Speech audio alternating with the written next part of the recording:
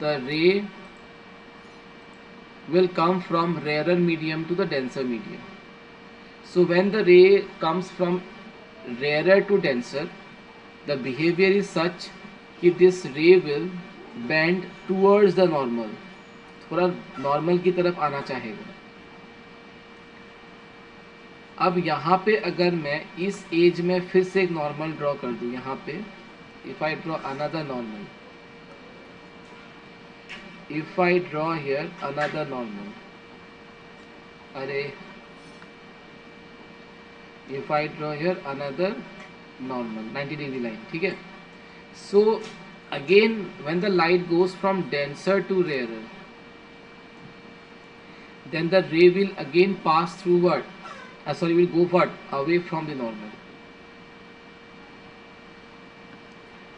So this is the direction. So basically what happens, it shows that when a medium has changed from air to glass, मतलब हम air to solid भी कह सकते हो, लेकिन transparent solid है. अब ये रेयर से अगर डेंसर मीडियम में आएगा तो कहीं ना कहीं क्या होगा कि जो रे है वो बैंड होगा. अब बैंड मतलब क्या, ऐसा नहीं कि ऐसे बैंड हो जाएगा, मतलब उसका पाथ चेंज होगा, path will be deflected. Now the point is what is the behaviour. तो experimentally it was seen that when the light travels from rarer to denser, it bends towards the normal, and when it goes from denser to rarer, in that case it goes away from the normal. So अब देखो क्या होगा, अगर मान लो ये रे band नहीं होता, अगर ये रे बैंड नहीं होता और ये इंसिडेंट एकदम सीधा आता तो कुछ ऐसा नहीं दिखता. यस और नो? Yes sir. Yes. अगर ये बैंड नहीं होता तो मान लो कुछ ऐसे आता, पर ऐसा तो नहीं आ रहा है, it is bending. So in that case what do we say is that कि ये कहीं ना कहीं उसका पाथ होता अगर बैंड नहीं होता, बट एक्चुअली में पाथ ये है फिलहाल, आफ्टर बेंडिंग वो इधर से निकला है, यानी कि जो रे है वो इतना डिस्प्लेस हो चुका है. कितना? The perpendicular distance between this two rays will be or is termed as lateral displacement. This distance between these two rays is called lateral displacement. मतलब जो original path without deviation है, this is the dotted lines, एक ऐसा line है जो without deviation है, मतलब straight अगर आता तो, but it is not actually coming that way, it is bending and coming. तो कहीं ना कहीं जो रे यहाँ पे बेंड हुआ है, that's blue one, this is called refracted रे. मतलब इट इज द बेंडिंग वाला रे, रिफ्रैक्टेड रे. एंड द रे which has finally gone out from the glass is called emergent ray. हम नहीं कहते the player has emerged, emerging player, कुछ ऐसा वर्ड यूज करते हैं ना, जो निकला है finally. So this is emergent ray. So basically if I just want to make it very clear कि this is the glass slab, a transparent medium through which the light can pass. The light ray will come and will strike this surface edge and will bend towards the normal since the light is coming from rarer to denser. So this blue line is the bending line because it is what? Entering the medium, so it is bending. But finally when the ray will come out of this glass, तो क्या होगा, जब enter कर रहा है तो towards the normal, और जब वो बाहर जा रहा है तो it is away from the normal.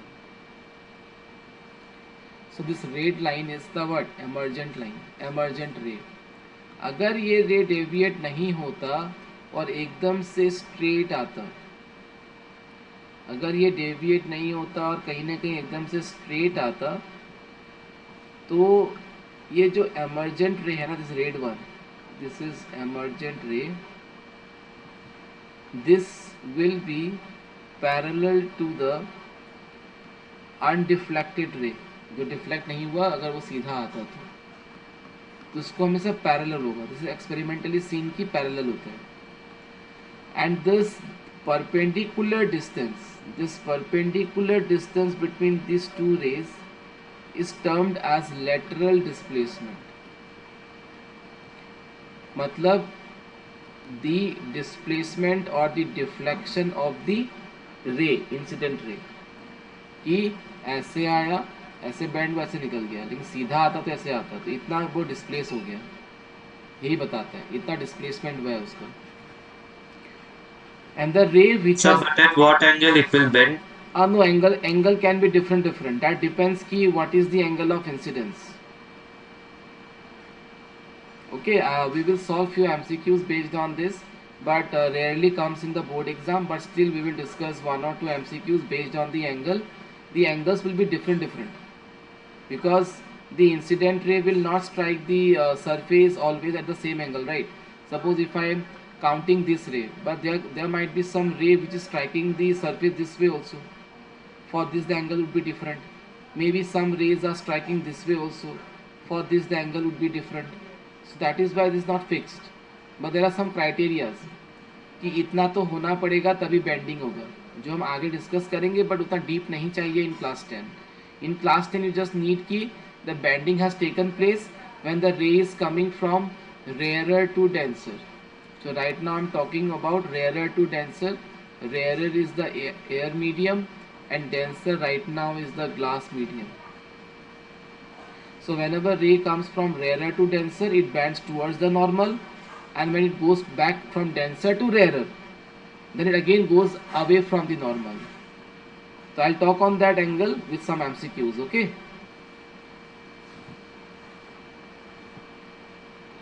So this ray is called incident ray and this angle is called angle of incidence, जो normal और incident ray के बीच बनेगा.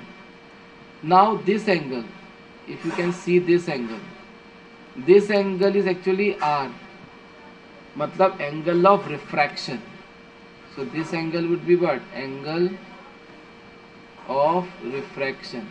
The angle between refracted ray and the normal. है ना, the red one is the normal, the blue one is the refracted ray. So उनके बीच जो angle बनेगा that would be the angle of refraction, the bending. So this blue one is actually nothing but the bending ray. जिसको हम bending रे ना कह के क्या कहते हैं, रिफ्रैक्टेड रे. जो रिफ्रैक्शन का मतलब ही है bending. Now if I talk about the red one, तो the red one is what, emergent ray, and ये नॉर्मल है, दिस इज नॉर्मल. सो इसके बीच जो एंगल होगा that angle will be e, and this e is nothing but what, angle of emergence. Angle of emergence. So this bending, आपको ये diagram लेकिन lower class में मिला था ना, प्राइवेट बुक्स No, में. sir. अच्छा, एनसीईआरटी में नहीं था लेकिन प्राइवेट बुक्स में होता है किसी किसी में. Charvi, anything to ask? No, sir. So you have to remember one theory, that whenever the ray comes from rarer to denser,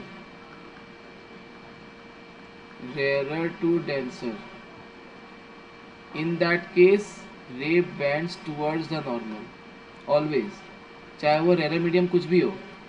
if it is like, जरूरी नहीं कि एयर से ग्लास ही होगा, एयर से केरोसिन में भी जा सकता है, एयर से पेट्रोल में भी जा सकता है, एयर से डीजल में भी जा सकता है, और भी बहुत सारी मीडियम्स में जा सकते हैं.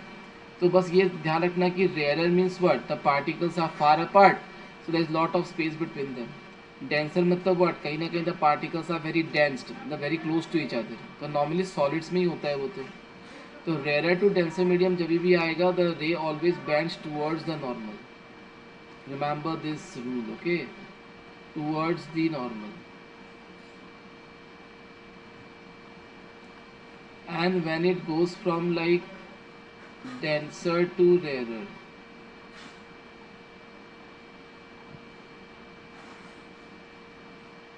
then it goes away from, your bends away from the normal.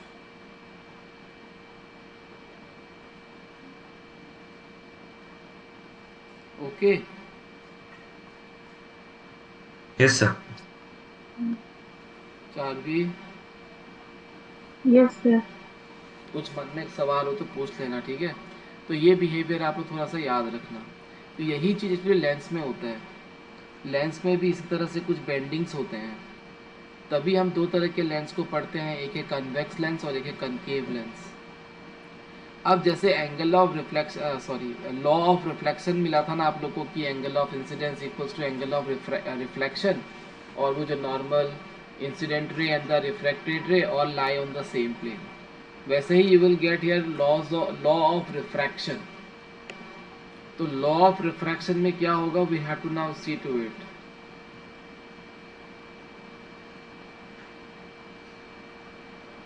So now tell me कि what can be the law of refraction. क्या पॉइंट इसमें आ सकते हैं, can you tell me? Sir, angle E equals to angle I. Angle E equals to angle I. Okay, Charvi, any line which you want to say? Sir, that it bends towards the normal, the reflected ray. Okay. देखो और तुमने क्या कहा कि angle of incidence क्या कहा, E N angle of emergence and angle of incidence equal. Yes, sir. अच्छा, why so?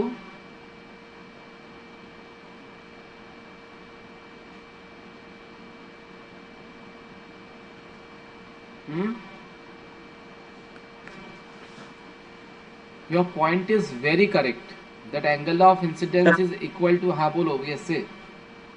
sir, because that both the rays are like parallel. Hmm, That's why. हाँ, because here angle I will be equal to angle E, very correct. The angle of incidence will be equal to angle of emergence, especially for a glass slab, because here the line, undeflected line जो dotted line है और जो emergent ray है वो parallel है, तो by the concept of parallel line also we can say that they are equal, fine. So angle of I will be equal to angle of E, very correct. But ना ये law of refraction के under नहीं आता, क्योंकि ये हर case में true नहीं है ना, क्योंकि उसके लिए फिर ये रेस को पैरेलल होना पड़ेगा। ये सिर्फ ग्लास स्लैब के लिए फिलहाल ट्रू है।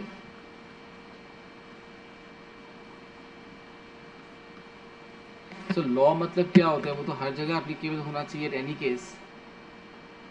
तो this is more true for what, glass slab, because deviation is very minimum, that is why the rays almost goes parallel.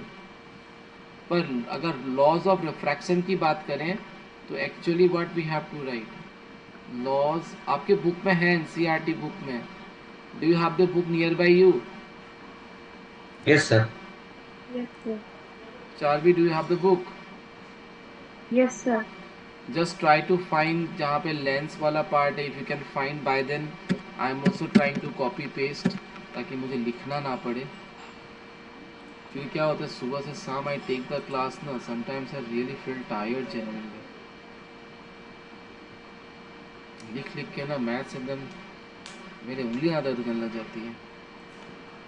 Late me get into it, by then you people search it. मैं already website में पहुंच चुका हूँ, I am downloading the book. So can you tell me the number, chapter number of light is what? 9. Okay. So let me open the chapter 9 from the website. Yes, I got the chapter. Just give me more few seconds to paste. Okay. Okay, I got it. Just wait. Lens reflection. The ray diagram is again going to be very easy, so you people can aram se do it, no problem at all.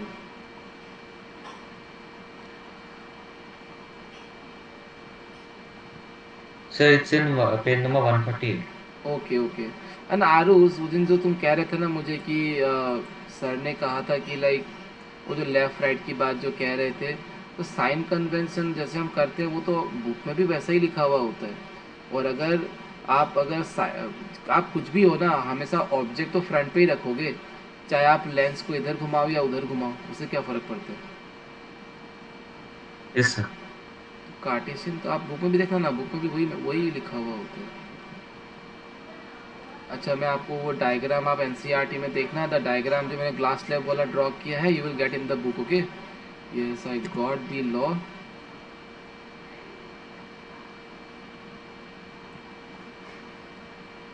So the online test which you shared, there were some questions of refractive index and ये lenses. हाँ हाँ, मैंने mix कर दिया था. जो time being you can ignore, जब आप रिफ्रैक्शन आप पढ़ लोगे ना, वो इंडेक्स भी अभी आएगा, तो तब आप वो कर पाओगे. ठीक है, Yes sir.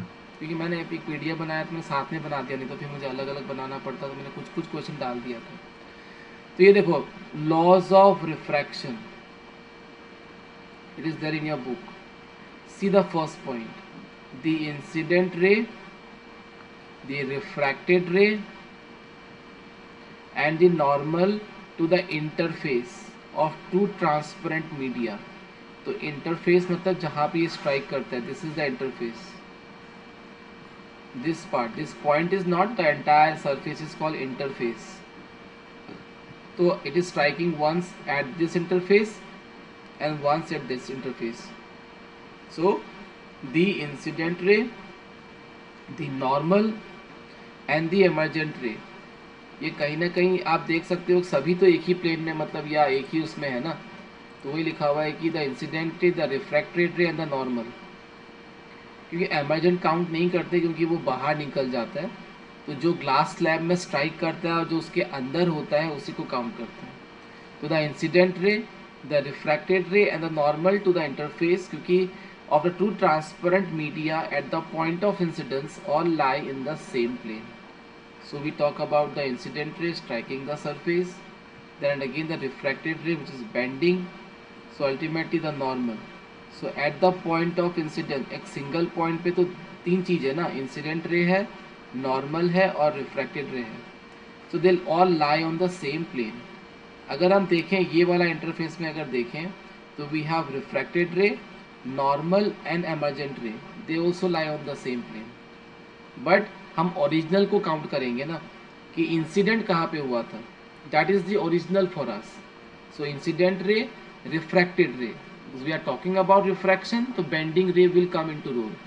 So we talk about the first phase, first interface, incident ray, refracted ray and the normal, जो कि इस वाले इंटरफेस पे होता है, फर्स्ट वाले पे.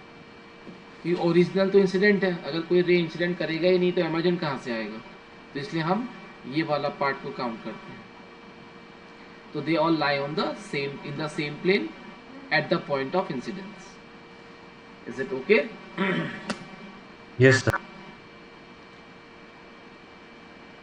Charvi, Yes, anything sir. to ask?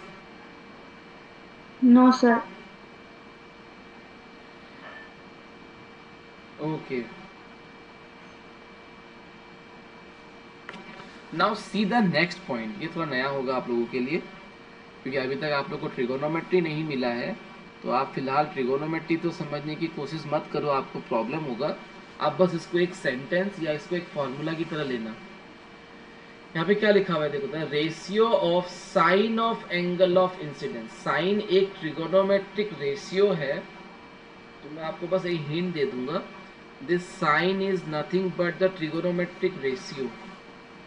एक ट्रिगोनोमेट्री में आपको एक रेशियो मिलेगा, समथिंग बाय समथिंग. और एक यहाँ पे देखो साइन फिर से लिखा हुआ है. तो this sine is nothing but a trigonometric ratio.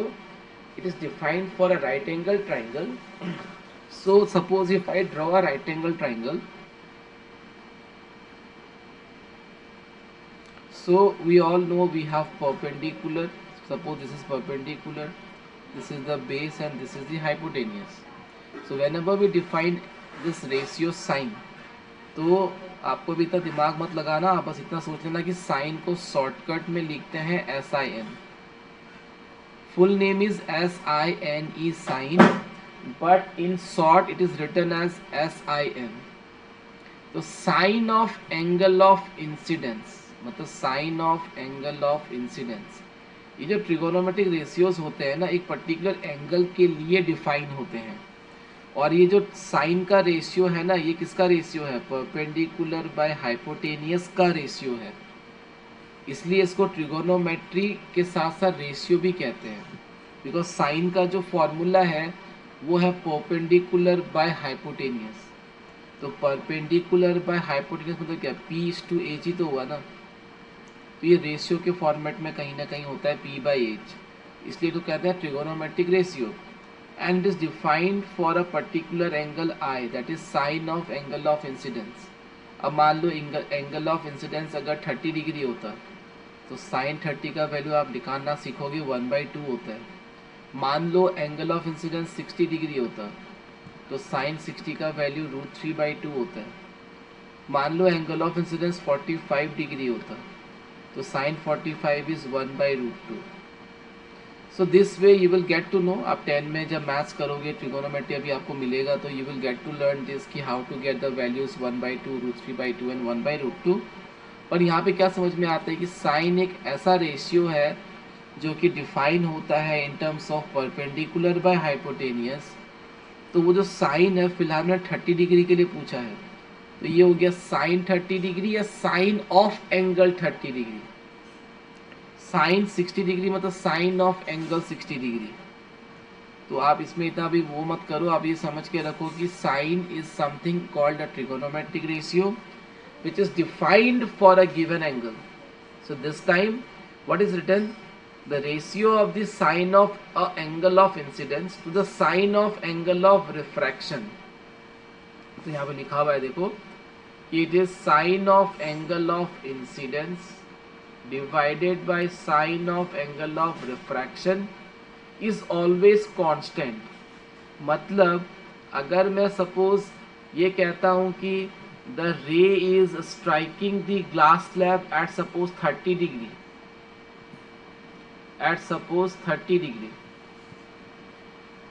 so this will be the angle which is 30 degree. तो क्योंकि ये इंसिडेंट रे है, एंगल ऑफ इंसिडेंस है, तो ये हो जाएगा फॉर्मूला के हिसाब से साइन 30 डिग्री। अब मान लेते हैं कि एंगल ऑफ रिफ्रैक्शन मुझे नहीं पता कितना होगा, रफली मान लेता हूँ, रफ वैल्यू है, मान लेते हैं कि 20 डिग्री या जो भी है। 20 डिग्री के लिए वैसे वैल्यू हमें क्लास 10 के सिलेबस में नहीं मिलता, तो मान लेते 30 है और एंगल ऑफ रिफ्रैक्शन मान लेते हैं 45 है, रफली 20 की जगह लेते हैं 45, बेटर होगा। तो ये मान लेते हैं कि ये है 45 डिग्री। तो ये हो गया sine of angle of incidence which is 30 degree by sine of angle of refraction which is 45 degree. तो इसका जो भी वैल्यू आएगा एक कांस्टेंट वैल्यू आएगा, इसका जो भी वैल्यू आएगा एक कांस्टेंट वैल्यू आएगा। कांस्टेंट का मतलब क्या हुआ कि अगर मान लो कि ये एक्सपेरिमेंट आप करते हो और आप भी 30 डिग्री ले रहे हो incident ray, angle of incidence, और 45 डिग्री ही आपका एंगल ऑफ रिफ्रैक्शन है, तो आपका भी जो वैल्यू है या जो रेशियो ऑफ साइन ऑफ 30 या साइन ऑफ 45 का जो वैल्यू है वो भी आपको एक कांस्टेंट ही मिलेगा। तो ये कहता है कि लॉ कि आप एक पर्टिकुलर एक्सपेरिमेंट के लिए when you decide the angle of incidence accordingly you will get the angle of refraction, and the ratio of the sine of angle of incidence and sine of angle of refraction is always constant. उसका value हमेशा एक fixed होता है, आप उसमें अलग अलग values नहीं पा सकते। आप जैसे कि साइन 30 इज ऑलवेज 1/2, तो ये मेरे लिए आपके लिए सबके लिए सेम है। साइन 45 की वैल्यू होती है 1/√2, तो ये मेरे लिए आपके लिए जर्मन में, जापान में, कहीं भी चाइना में चले जाओ, ये हमेशा value will remain the same. Understood what I am saying? So the ratio is always constant. और इसी कांस्टेंट वैल्यू को हम कहते हैं रिफ्रैक्टिव इंडेक्स। क्या कहते हैं? Repeat the word, refractive index. Okay Charvi? Yes sir. अब देखो, हाँ, अब ये जरूरी तो नहीं है ना हमेशा 30 डिग्री होगा, कभी हो सकता है 45 डिग्री एंगल ऑफ इंसिडेंस ही होगा, हो सकता है कि एंगल ऑफ जो रिफ्रैक्शन है वो 60 डिग्री हो। तो नॉर्मली क्या है ना, ट्रिगोनोमेट्री में हम 0 डिग्री, 30 डिग्री, 45 डिग्री, 60 डिग्री और 90 डिग्री के लिए ही एंगल्स को डिफाइन करते हैं। इसके अलावा और कोई दूसरा एंगल नहीं आता है आपके सिलेबस में एंटायरली। इसलिए मैं बार बार यहाँ 30, 45, 60 का ही नाम ले रहा हूँ। 0 डिग्री नहीं ले रहा हूँ क्योंकि 0 डिग्री का मतलब तो पूरा ऐसा हो जाएगा ना, वो एमसीक्यूज में आएगा स्पेशल कंडीशंस। 0 डिग्री का मतलब तो ऐसे ही हो जाएगा कि रे एकदम इसके ऊपर है, मतलब नॉर्मल और इसके बीच कुछ एंगल ही नहीं है, तो अच्छा नहीं वैसे नहीं होगा। 0 डिग्री का मतलब होगा कि ये नॉर्मल है और यही इंसिडेंट रे है, तो वो क्या हो जाएगा, 0 डिग्री हो जाएगा। इसलिए मैं 0 डिग्री के बारे में बात नहीं कर रहा हूँ, स्पेशल केस है, वो बाद में हम देख लेंगे। फिलहाल आप ये ध्यान दो कि एंगल ऑफ इंसिडेंस इनमें से कुछ भी हो सकता है होने को तो, और एंगल ऑफ रिफ्रैक्शन अकॉर्डिंगली होगा कि जितना एंगल ऑफ इंसिडेंस होगा उसके हिसाब से एंगल ऑफ रिफ्रैक्शन होगा, पर उसका जो रेशियो है वो हमेशा एक कांस्टेंट वैल्यू ही देगा, और इसी कांस्टेंट वैल्यू को एक्चुअली में रिफ्रैक्टिव इंडेक्स कहा जाता है। अब आप बोलोगे सर ये रिफ्रैक्टिव इंडेक्स है क्या? तो इंडेक्स का मतलब नहीं होता, आप लोग इंडेक्स पेज नहीं बनाते हो, तो इंडेक्स का मतलब होता है कहीं ना कहीं नंबर होता है।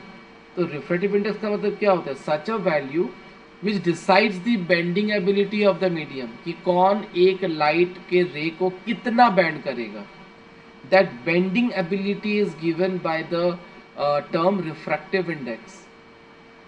अब हर मीडियम का अपना अपना बेंडिंग एबिलिटी है, because every material is made of matter we know, and all the matters जिसमें टाइनी टाइनी पार्टिकल्स होते हैं, कहीं पे बहुत टाइटली पैक्ड होते हैं, कहीं पे थोड़ा लूजली पैक्ड होते हैं, सो उनके बीच का जो इंटरमोलिकुलर फोर्स ऑफ अट्रैक्शन है वो अलग अलग होता है, which you have studied in the chapter matter in class 9, कि all the substances which we have, all the matters around us which we have, all of them have a unique design. Somewhere the particles are very tightly packed and somewhere the particles are very loosely packed. So accordingly the bending will take place. What do you think? जहाँ पे मान लो there are two substances A and B, ठीक है, दो substance है A and B। Suppose A में बहुत tightly packed है पार्टिकल्स, एकदम tightly packed, and suppose B में थोड़ा लूज है, कंपैरेटिवली थोड़ा लूज है, तो what do you think, bending कहाँ ज्यादा होगा, ए में या बी में? A. Charvi your answer? A. A, because आपके दिमाग में चल रहा है if the particles are very close, very very tightly packed, the ray of light will find difficult to pass through, right? So the bending will be what, less or more? More. Bending will be less or more if it is More. very tight? More. Yes, because why?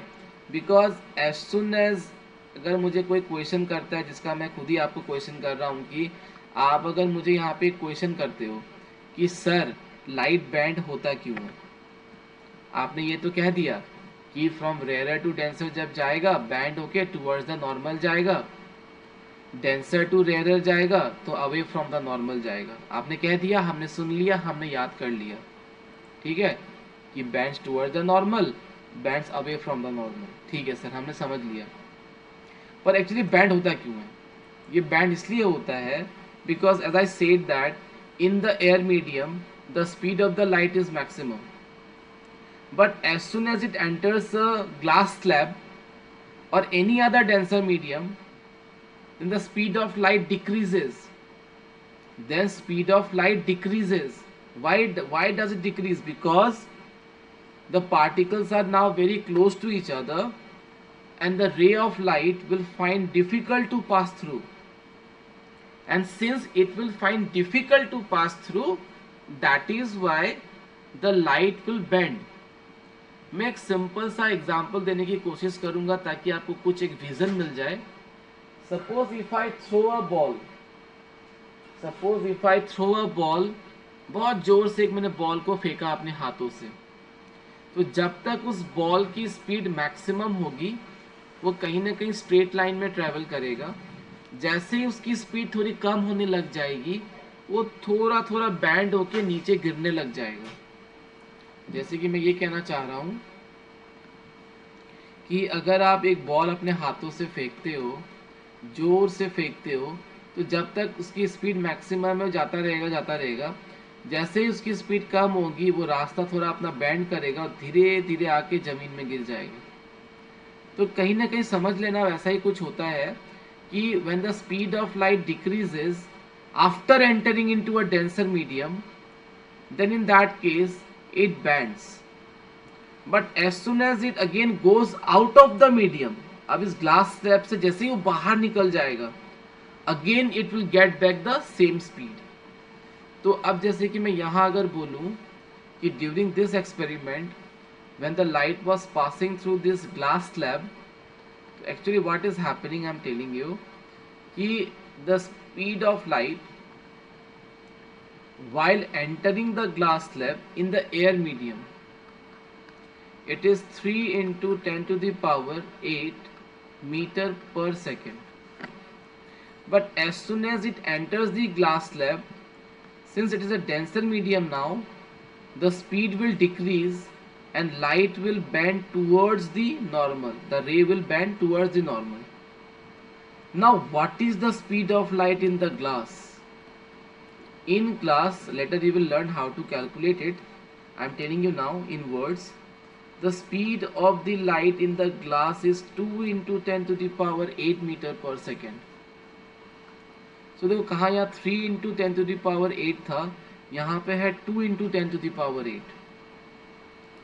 So this is the speed of light now inside the glass slab. So since the speed is decreasing because it is a denser medium, that is why the light bends. So you will get few numericals based on this. Now as soon as it goes out of this medium, again it will regain its speed because now it is again back to air. तो आप ये नहीं कह सकते कि speed सिर्फ decrease होता है, बट डिक्रीज इंक्रीज दोनों होते हैं. बस डिपेंड करता है कि लाइट रेयरर से डेंसर गया है या डेंसर से रेयरर गया है, वो डिपेंड करता है. वरना अगर रेयरर से डेंसर गया मतलब एयर से ग्लास, तो of course speed will decrease. But as soon as it goes from glass to air medium, the speed increases. So actually during the refraction, during the entire journey of this light from incident ray to emergent ray, the speed of light sometimes increases or sometimes decreases depending on the medium from where it is traveling, depends on the medium to which it is traveling. तो speed of light सिर्फ ये नहीं कह सकते कि decrease होता है, but कहीं ना कहीं क्या होता है, चेंज होता है, कभी इंक्रीज और कभी डिक्रीज. तो जब एयर से ये आएगा ग्लास तो डेफिनेटली डिक्रीज ही होगा. और अगर मान लो ग्लास की जगह नहीं हम पानी लेते, मान लो हम ग्लास की जगह पानी लेते, तो एयर मीडियम से अगर कंपेयर करें, will water be a denser medium? Yes, sir. Yes, sir. Because in air we all know the medium particles are very मतलब ये far apart from each other, and in liquid it is what close to each other. Class cancel हो जाएगा तो और 10 minute के लिए join कर लेना, ठीक है. So when light enters from air medium to water medium, तभी भी बेंडिंग होगा. और तब जो बेंडिंग होगा ना, वो भी चेंज इन स्पीड की वजह से ही होगा, कभी डिक्रीज और कभी इंक्रीज होगा. पर वहां पे जितना ग्लास स्लैब में डिक्रीज हुआ है उतना नहीं होगा, क्योंकि ग्लास स्लैब जितना डेंसर है